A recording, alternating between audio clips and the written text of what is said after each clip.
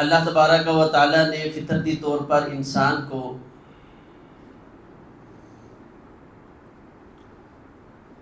انس، عقیدت اور محبت کے ساتھ پیدا کیا ہے۔ فطرتی طور پر انسان کے اندر مجلس، اجتماعیت اللہ تبارک و تعالی نے رچا بسا دی ہے، لیکن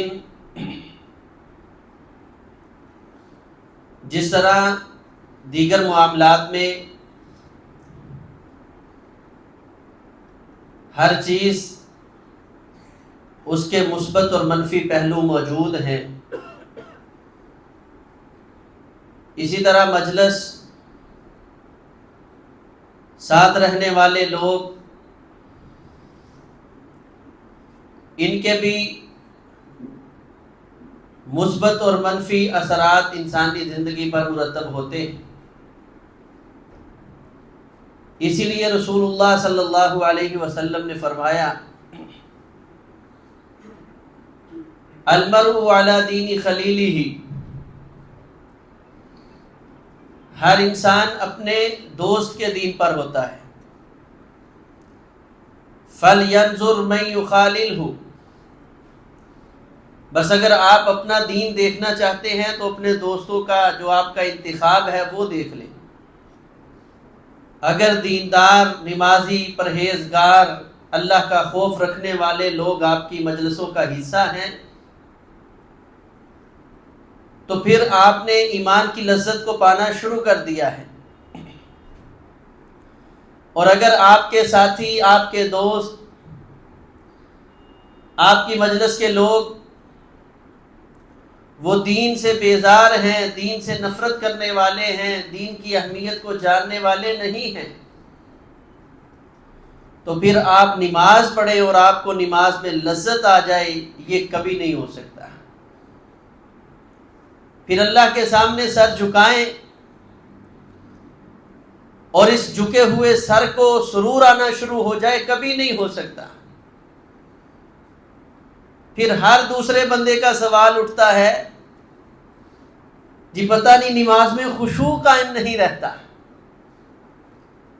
رسول اللہ صلی اللہ علیہ وسلم نے یہ معیار قرار دیا ہے، ثلاث من کن فیہ وجد حلاوۃ الایمان، ایمان کی لذت اور مٹھاس وہی شخص پا سکتا ہے جس کے اندر یہ خوبی ہوگی۔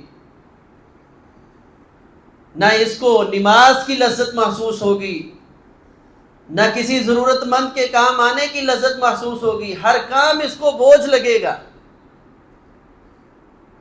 جب اس کے اندر یہ تین خوبیوں میں سے کوئی ایک خوبی ختم ہو چکی ہے۔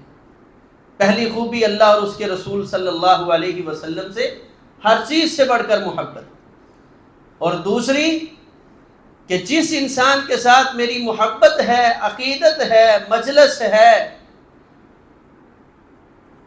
یہ محبت اور عقیدت کیوں ہے؟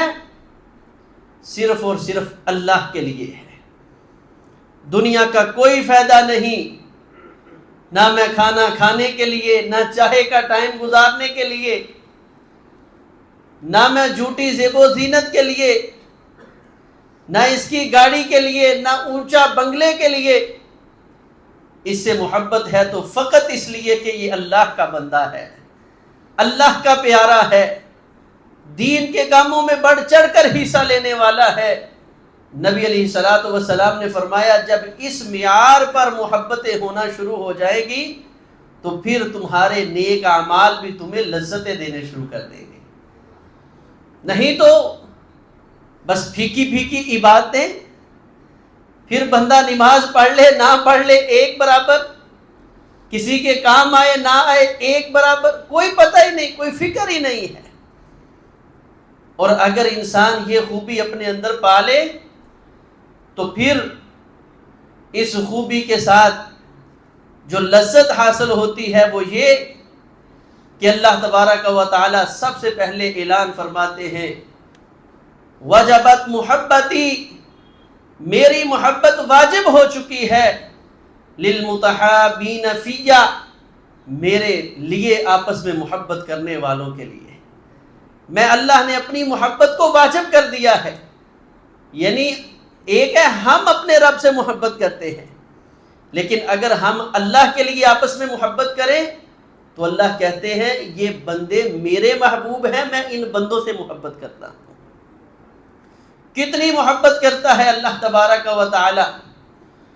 دنیا کے اندر اللہ تبارک و تعالی محبت کا اعلان کرتے ہیں اس بندے کے بارے میں کہ اس بندے سے مجھے پیار اور محبت ہے۔ صحیح مسلم کی روایت ہے، رسول اللہ صلی اللہ علیہ وسلم نے فرمایا بنی اسرائیل کے اندر ایک شخص تھا جو ایک آدمی سے ملنے کے لیے 15 دن 20 دن کے بعد جایا کرتا تھا۔ آج بڑی مصروفیت ہے ہماری، لیکن اس روایت کو ذرا مد نظر رکھنا اور دل و دماغ کے کان کھول کر یہ بات سننے والی۔ یہ روٹین کے ساتھ 2 ہفتے گزرے، 1 ہفتہ گزرا، 3 ہفتے گزرے، اس آدمی کے ساتھ ملاقات کرنے کے لیے ملنے کے لیے جایا کرتا۔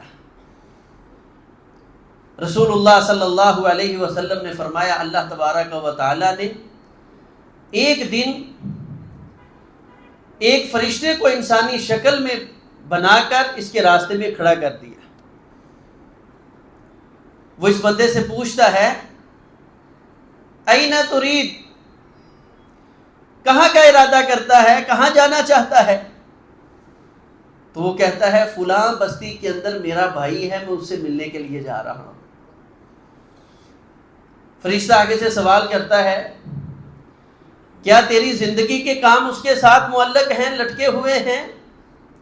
نہیں، ایسی کوئی بات نہیں ہے۔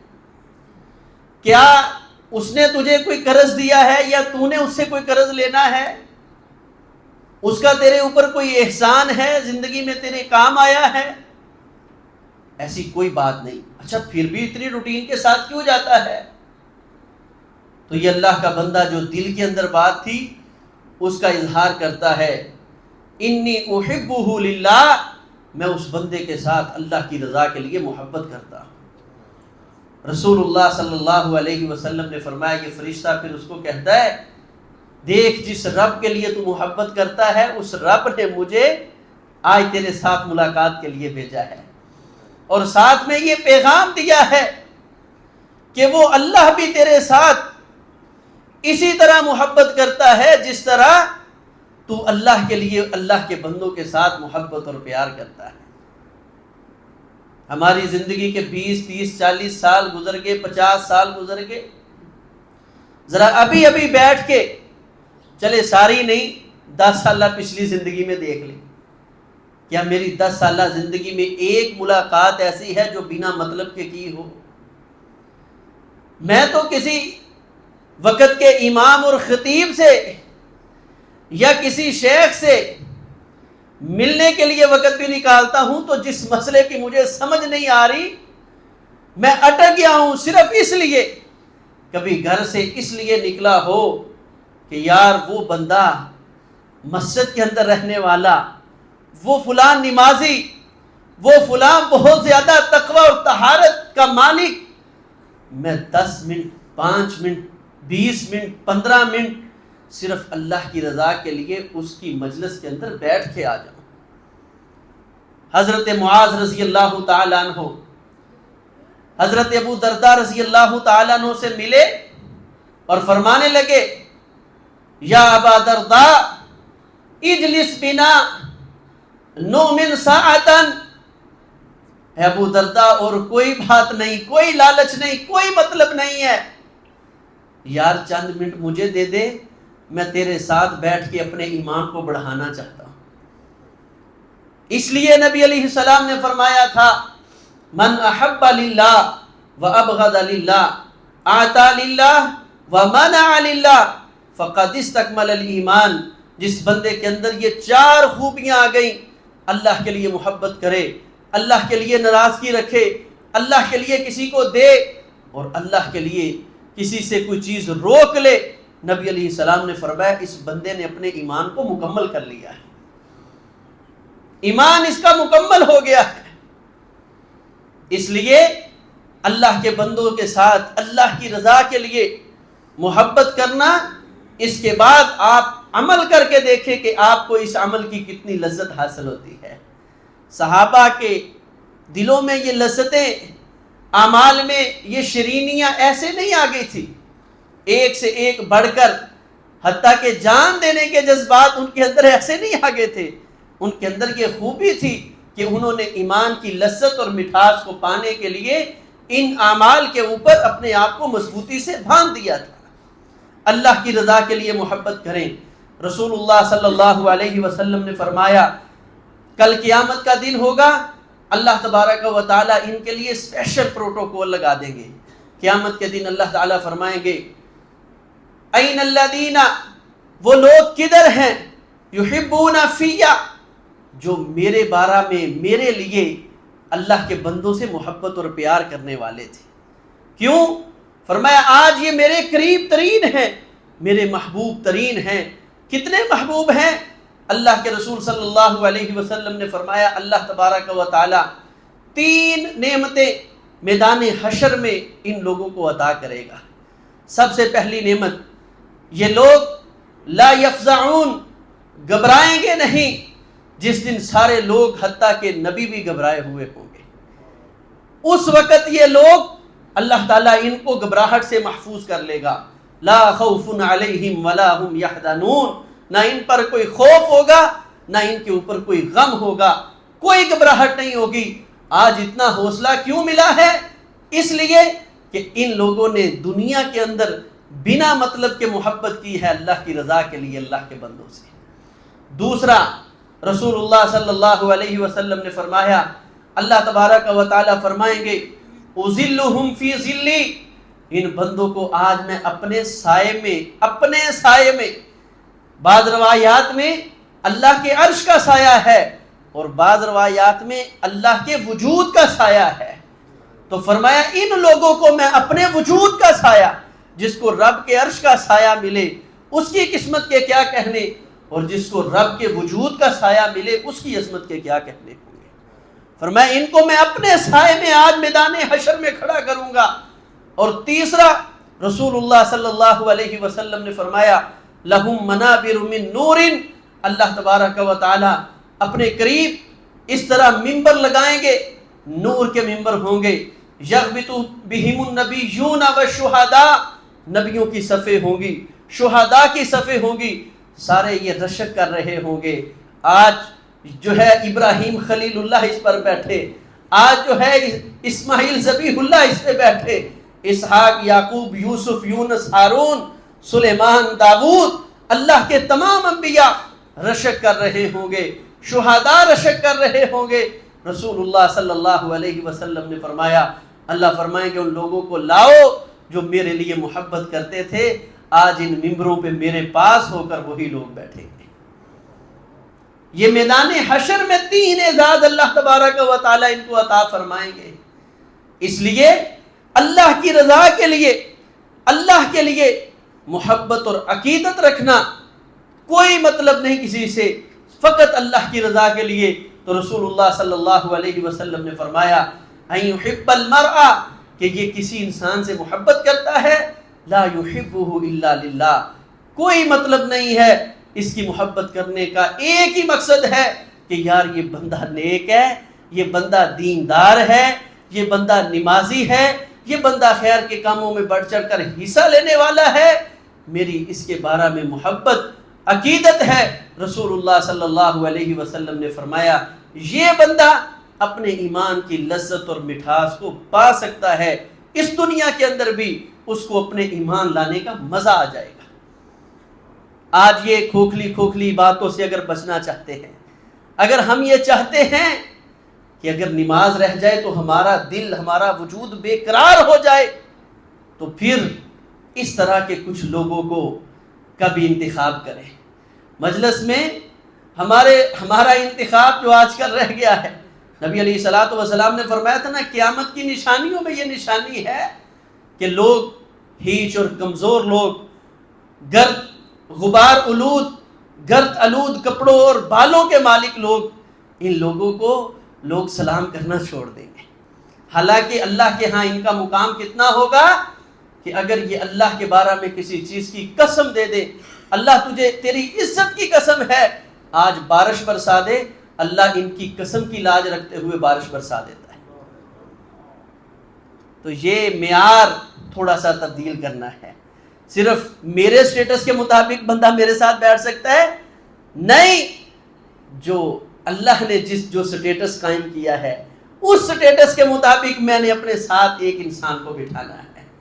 وہ غریب ہو, وہ جو ہے مفلس ہو, کنگال ہو, اس کو شاید دنیا کے طریقے سلیقے, یہ ڈیزائن, کھانے پینے کے سٹائل نہ آتے ہوں, لیکن وہ اپنے رب کو منانے کے سٹائل جانتا ہو.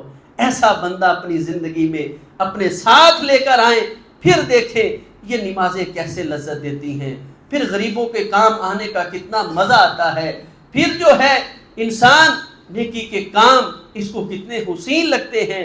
آج یہ تھکاوٹیں, یہ جو ہے پریشانیاں, ہر کام کرنے کے بعد عجیب سی کیفیت, اگر میں اور آپ اس سے نکلنا چاہتے ہیں ایک ہی طریقہ ہے کہ ان یحب المرء لا یحبہ الا للہ, کسی انسان سے محبت صرف اللہ کے لیے ہو جائے. اور رسول اللہ صلی اللہ علیہ وسلم نے فرمایا جب یہ انداز, یہ طریقہ انسان زندگی کے اندر اپنا لیتا ہے تو پھر اپنے بھائی کو بتلائے کہ یار مجھے اللہ کی رضا کے لیے تیرے ساتھ محبت اور پیار ہے.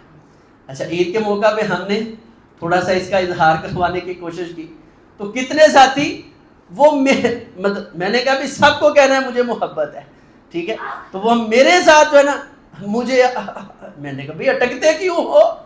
یعنی یہ ہماری نوبت یہاں تک پہنچ گئی ہے کہ شرعی کام کرتے ہوئے ہمیں بڑی شرم آتی ہے. شرم کے زاویے ہم نے اپنے قائم کر لیے ہیں. نہ آپ نمازی ہیں, جمعہ پڑھنے 7 دن کے بعد آتے ہیں, عموماً ایسا ہوتا ہے کہ آپ اسی صف میں, اسی جگہ, اسی قریب, تو کم از کم آپ کے گرد و نواح میں 5-7 ساتھی جو بیٹھے ہیں ان کے ساتھ ایسا تعلق, کیونکہ جو ادھر بیٹھا ہے نا میرے خیال کے مطابق نہ بزنس کا کوئی مطلب ہوگا آپ کو, نہ کوئی پراپرٹی کا مطلب ہوگا, جو آپ کے ساتھ آ کر بیٹھا ہے یہ اللہ کی رضا کے لیے بیٹھا ہے. تو نماز کے بعد آپ آپس میں یہ محبت کا اظہار کر کے جائیں, جی بڑی خوشی ہوئی ہے. اگر اللہ نہ کرے کسی پریشانی کی وجہ سے نہیں آ سکا تو پوچھا جائے کہ بھائی آپ جو ہیں آئے نہیں. کئی ساتھیوں سے میں پوچھتا ہوں, کہتے جی آپ اتنی کڑی نظر رکھتے ہیں, آپ فوراً پوچھ لیتے جی پچھلے جمعے نہیں آیا تھا. تو یہ نبی علیہ الصلوۃ والسلام کا کردار تھا, نبی علیہ السلام کا مزاج تھا. نبی علیہ الصلوۃ والسلام غزوہ تبوک پہ گئے, 10,000 کا لشکر ہے, تو نبی علیہ السلام وہاں پہنچ کر کھڑے ہوئے, خطبہ ارشاد فرمایا, اور خطبے کے بعد کیا فرمایا؟ نبی علیہ السلام نے نام لیے, فلاں صحابی کدھر ہے, فلاں صحابی کدھر ہے, فلاں صحابی کدھر ہے. 10,000 بندوں میں 10 لوگوں کا نام لے کر نبی علیہ السلام نے بتلایا کہ میری مجلس میں یہ حاضر نہیں ہے. اور میں اور آپ, ہمیں فکر ہی کوئی نہیں ہوتی. کیوں؟ کیونکہ ان کے ساتھ ہمیں مطلب کوئی نہیں. مطلب ہے اللہ کی محبت ہم نے لینی ہے. اس لیے یہ ذمہ داری سمجھ لے کہ میں نے ہر جمعے اپنے ساتھ والے ساتھی کی انشاءاللہ حاضری لگانی ہے. وہ نہیں آیا, اس کے ساتھ میں نے رابطہ کرنا ہے, بھائی جان خیر تھی آپ آئے نہیں, آپ اس جمعے غیر حاضر کیوں ہوئے ہیں. انشاءاللہ یہ ہمارا انداز, یہ ہمارا رویہ, آپس میں محبتیں, ایک دوسرے کے کام آنے, اور سب سے بڑی چیز کل قیامت کے دن قیامت کی گھبراہٹ سے اللہ تعالی ہمیں محفوظ فرما لیں گے.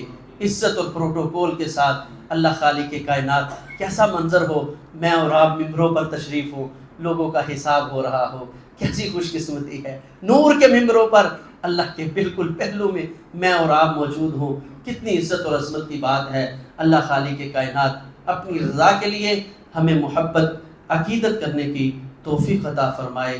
اقول قولی ھذا استغفر اللہ لی ولکم ولسائر المسلمین.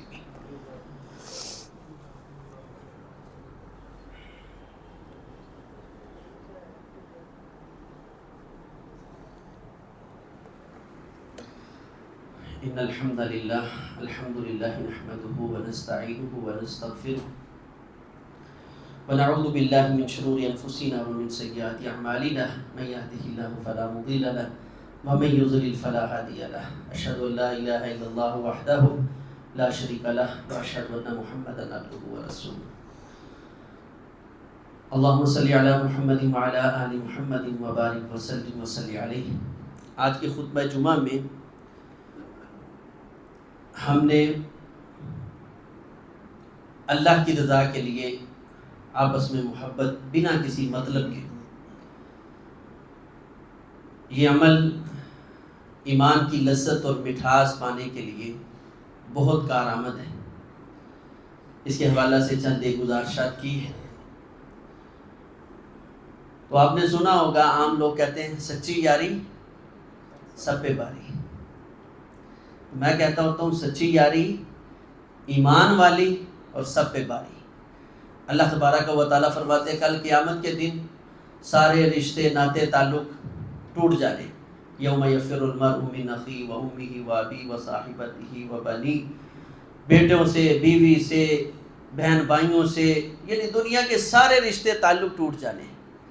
اللہ تبارک و تعالیٰ فرماتے ہیں اس دن الاخلاء یومئذ بعضهم لبعض عدو، صرف ٹوٹنے ہی نہیں، سارے کے سارے رشتے دشمنی میں تبدیل ہو جانے ہیں، سوائے الا المتقین، متقی اللہ کی رضا کے لیے محبت کرنے والوں کا رشتہ قائم رہنا ہے۔